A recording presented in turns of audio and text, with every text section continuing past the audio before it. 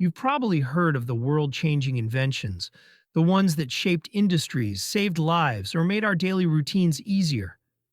But what if I told you that behind some of these life-changing ideas, their creators carried deep regret? Imagine creating something so powerful, so transformative, only to wish you could take it back. Today we'll dive into the stories of inventors who lived this nightmare. Brilliant minds whose creations spiraled out of control, leading them down a path they never anticipated.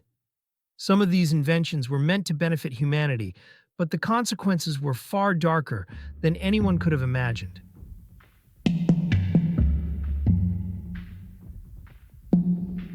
Fritz Haber was a man of immense intellect and ambition, driven by a desire to contribute to both science and his country. Born in 1868 in what is now Poland, Haber became one of the most renowned chemists of his time. He was celebrated for his groundbreaking work in synthesizing ammonia from nitrogen and hydrogen, a process that revolutionized agriculture by allowing for the mass production of fertilizers.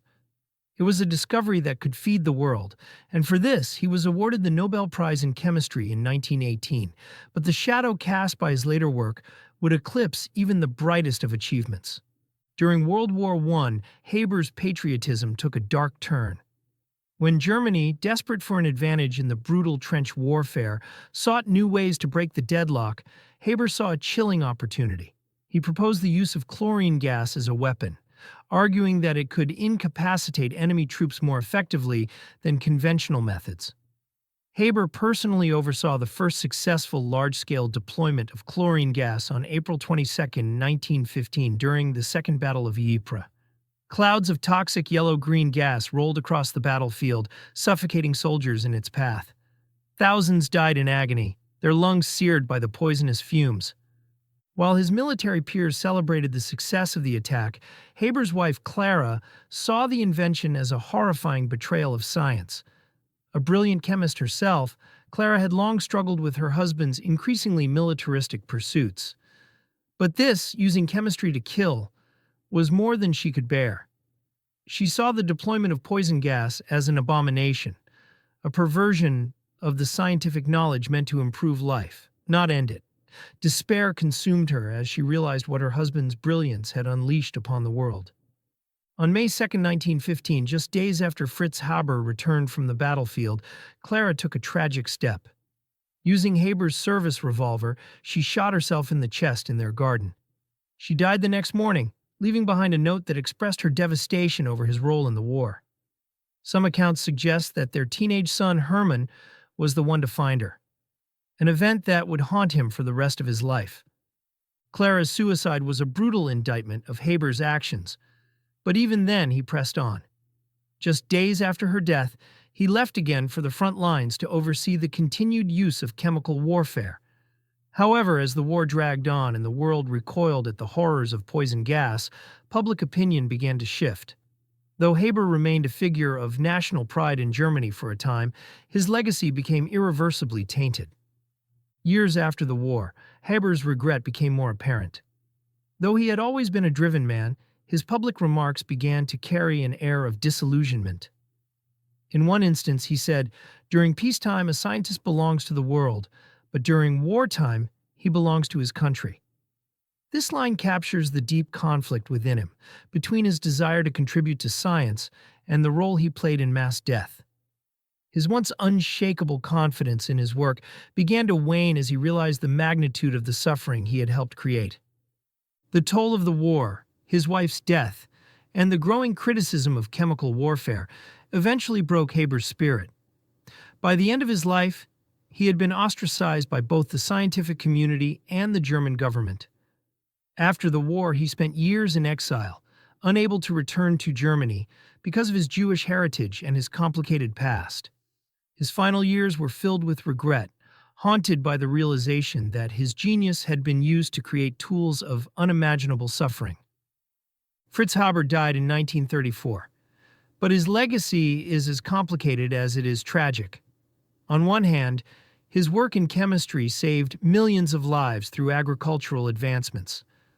On the other hand, he is forever linked to the horrors of chemical warfare, a brilliant mind whose pursuit of national pride cost him his family and his humanity.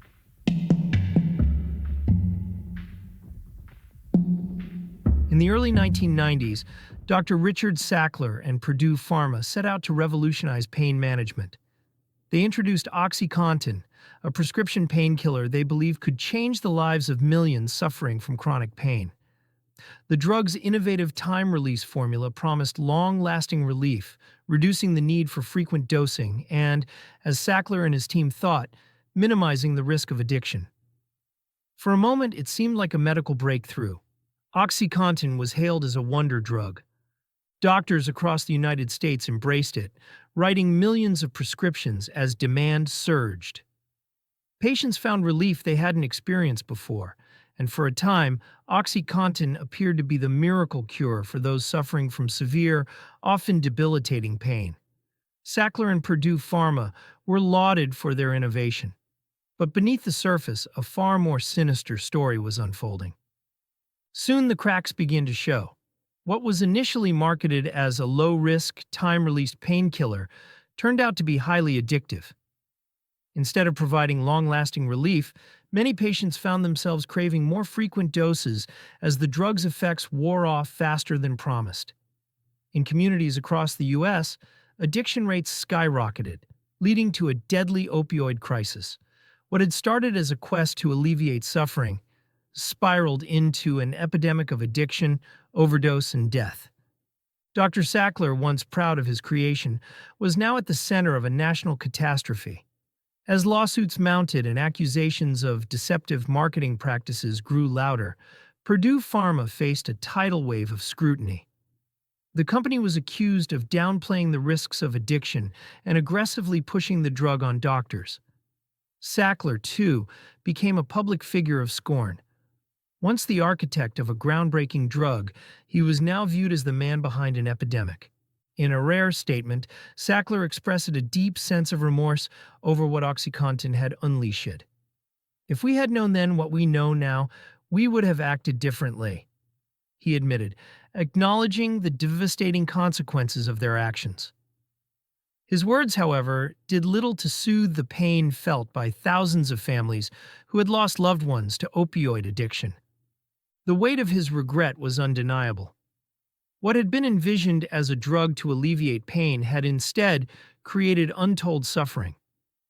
The Sacklers' legacy, once rooted in medical innovation, had become synonymous with greed, destruction, and addiction. OxyContin's dark legacy lingers, a reminder of how even the most well-intentioned inventions can have catastrophic consequences when pushed beyond their limits.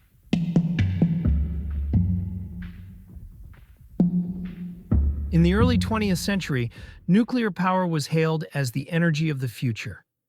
Visionaries like Enrico Fermi and Robert Oppenheimer believed they had unlocked a limitless source of energy, nuclear fission, that could light up entire cities, revolutionize industry, and free the world from its dependence on fossil fuels. It was the dawn of a new age, one where energy shortages could be a thing of the past, and humanity's future would be powered by the atom. At first, the dream seemed attainable. The promise of clean, boundless energy spread across the globe. Nuclear reactors popped up in countries looking to embrace this new technology, while scientists marveled at the possibilities. Fermi's groundbreaking work with controlled nuclear reactions led to the construction of the first nuclear power plants, and it seemed the world was on the brink of an energy revolution. But beneath this hopeful vision lurked a terrible reality.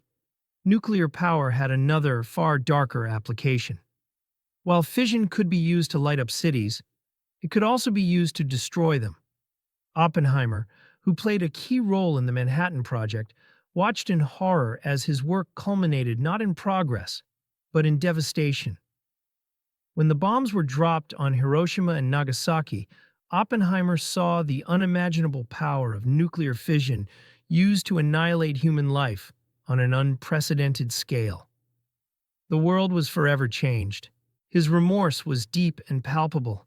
In a moment of reflection, Oppenheimer famously quoted the Bhagavad Gita, "Now I am become death, the destroyer of worlds." These were not the words of a proud inventor, but of a man grappling with the consequences of his creation. What was meant to be a triumph of science and human ingenuity had become a tool of mass destruction, a weapon that could end civilization as we knew it. The irony was as clear as it was tragic. Nuclear power, with all its promise, was also a harbinger of death. But the story of nuclear power doesn't end with the bomb. In the decades that followed, the pursuit of peaceful nuclear energy continued. However, this too was fraught with peril. Disasters like Chernobyl in 1986 and Fukushima in 2011 revealed the risks of nuclear energy when things go wrong. What was supposed to be a clean and safe energy source became the cause of catastrophic events, spreading radioactive contamination, displacing entire populations, and leaving behind an environmental nightmare that would last for generations. The dream of limitless energy came with a price. Nuclear power, for all its potential, carried with it the shadow of destruction, both through warfare and accidents. Fermi, Oppenheimer, and countless others in the scientific community were left to reconcile their hopes for a brighter future with the devastating consequences of their invention.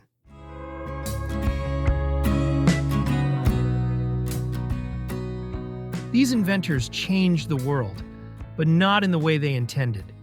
Their stories are a stark reminder of the unintended consequences of human ingenuity. So why do some of history's greatest minds end up regretting their own creations? The answer is complex. Many inventions, while born out of noble ideas, take on a life of their own, often leading to unforeseen consequences. Whether it's the commercialization of a product, political misuse, or simply the dark side of human nature, the legacy of an invention can spiral far beyond its creator's control. In the end, it's a cautionary tale for all innovators. Progress is not always as simple as it seems.